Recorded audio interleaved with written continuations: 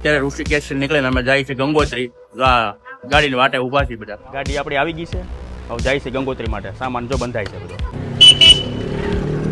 જો આ બધા ગોઠવાઈ ગયા છે અંદર. હાલો, આ મનુ કાકા આવી ગયા.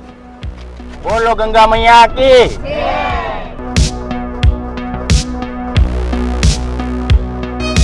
ક્યાં જવું છે? ક્યાં? ગંગોત્રી.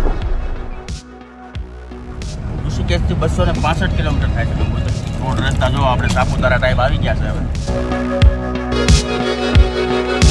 સારી એવી ઊંચાઈ ઉપર છે ગંગોત્રી. જો આ બીજું ગામ આવ્યું.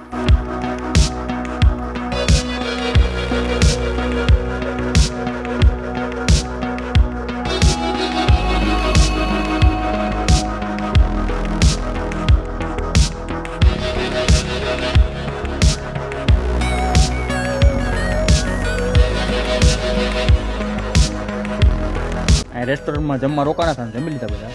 120 રૂપિયાની ડીશ હતી, તમે જોઈ નહીં. મીડિયમ હતી. 4 રોટલી, શાક અને દાળ ભાત અને રાયતું હતું. અને છોકરા વાટું 50 રૂપિયાની મેગી લીધી હતી. અને આ બહાર આટલું લોકેશન છે. થોડીક વાર ઊભા રહ્યા અહીંયા લોકેશન જોવા.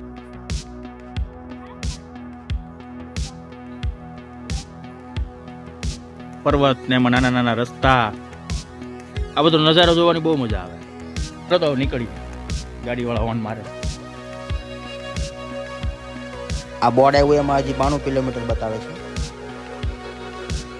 સવારે 8:30 નીકળ્યા હતા અને અત્યારે વાગી ગયા છે બપોરના 3. તો ચા પીવા ઉભા રહ્યા છે રેસ્ટોરન્ટ. ચાનો ઓર્ડર આપ્યો છે. પ્લેટ મિલે છે? પ્લેટ ચા પી. એમ થાય મજા આવે. અહીંથી થોડોક સિંગલ પટ્ટી રોડ થઈ ગયો. અહીંથી થોડીક ટ્રાફિક જામ આવતી જાય છે. વાતાવરણ ઠંડુ થતું જાય છે. ચારે બાજુ વાદળા થઈ ગયા. અને આગળ જો વરસાદ ચાલુ થયો. હવે પાછળના ડુંગરા હાવ આછા દેખાય છે. અને આ રોડ રસ્તાના નજારા અને દ્રશ્યો જોતા જોતા આપણે થાકી જ નહીં.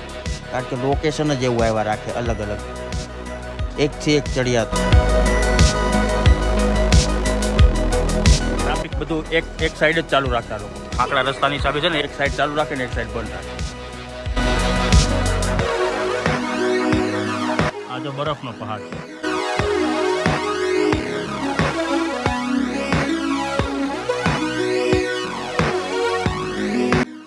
જય માતાજી મિત્રો, અમારે અહીંયા પહોંચતા 10:30 થઈ ગયા હતા. ટ્રાફિક રસ્તામાં બહુ હતું. અહીંયા પૂગીને જો રૂમ મળી ગયો છે અમને. તો આ બધા ઘોટી ગયા સીધા. ખાઈ ઘોટી ગયા. હોટલમાં જેવું જમવાનું મળ્યું ને એવું ખાઈ લીધું અમે. મીડિયમ શાક રોટલી હતી. 180ની ડીશ હતી. 1100 2 રૂમ મળ્યા હતા. 2 રૂમ રાખી લીધા અમે 8 જણા વચ્ચે. અને આ મંદિરની એકદમ એક્ઝેક્ટ સામે જ છે આ રૂમ. તો બતાવો. અહીં ઠંડી જેટલી હતી ને, આવીને તરત મેં ટોપો ખરીદી લીધો. સ્વેટર કાંઈ લાવવા નહોતા, પણ અહીં સ્વેટર લાવવાનું ભૂલવું નહીં. જો આ મંદિર, આ ગંગોત્રી માતાનું મંદિર, એની સામે જ આપણી હોટલ છે. અહીં રોકાણા છે. હવે અહીંયા લોકેશન કેવું છે એ સવારે ખબર પડે. હવે અહીંયા તો અત્યારે અંધારું છે. હવે સવારે ખબર પડે કે લોકેશન કેવું છે. આ ગંગોત્રી માતાનું મંદિર અને સામે ગંગા મૈયા. આ ગંગા મૈયા છે સામે. તો મિત્રો હવે સવારે મળીએ. જય માતાજી, જય ગંગા મૈયા. સવારના 7 વાગ્યા છે. આ છે આપણી હોટલ અને આ છે મંદિર, ગંગોત્રી માતાનું મંદિર. અને આ લોકેશન જો.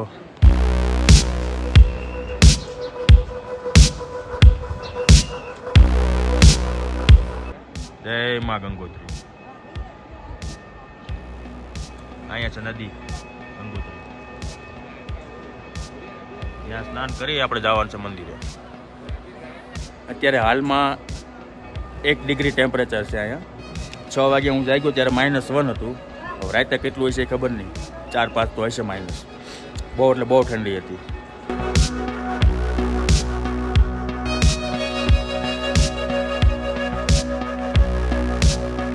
હવે જાય છે માં ગંગોત્રીના દર્શન કરવા. જય માં ગંગોત્રી.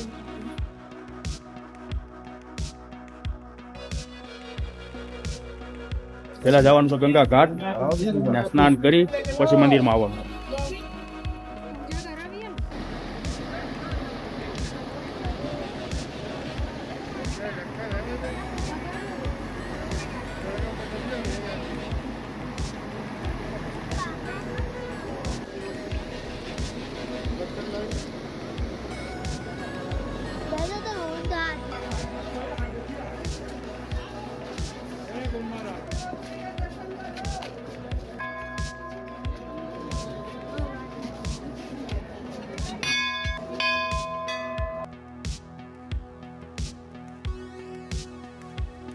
ગંગા મૈયાના દર્શનની લાઈન છે.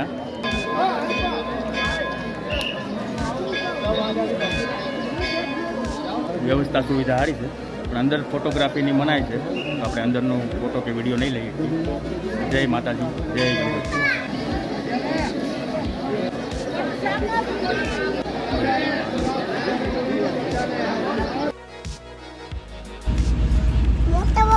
ગંગોત્રી દર્શન કરી અને હવે અમે નીકળી ગયા છીએ રિટર્ન.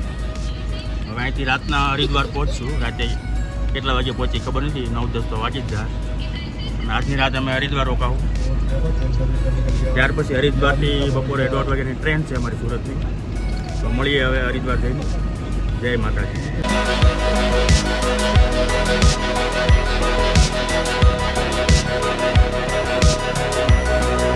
અમે ગંગોત્રીથી રાતના 12 વાગ્યા ઋષિકેશ પહોંચ્યા હતા અને આવીને સીધા હોઈ ગયા હતા હોટલ રાખીને.